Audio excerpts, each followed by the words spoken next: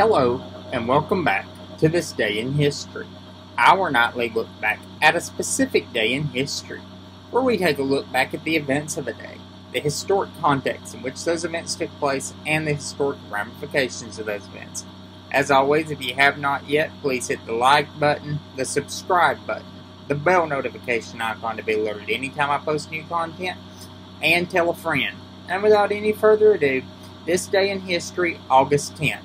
And on this day, in 1874, Herbert Hoover, who served as President of the United States from 1929 to 1933, was born in West Branch, Iowa.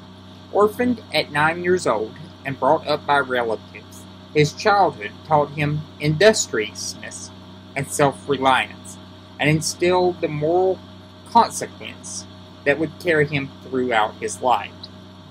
His humanitarian efforts were considerable, from organizing relief efforts during the Boxer Rebellion in 1900 and serving as head of the American Relief Administration during World War I.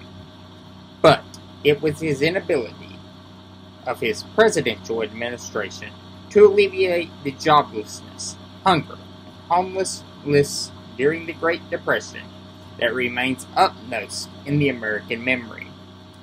The 1932 presidential election left Hoover defeated and bitter, Franklin Delano Roosevelt in office.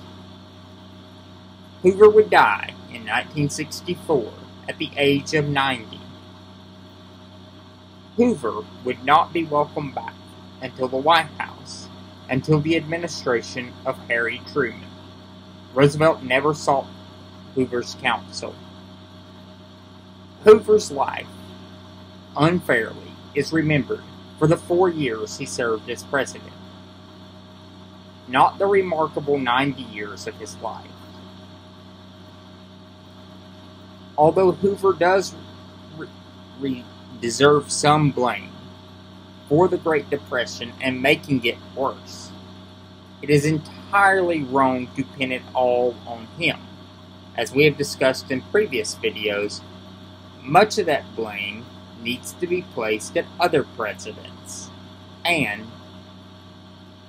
prior events leading up to the Depression.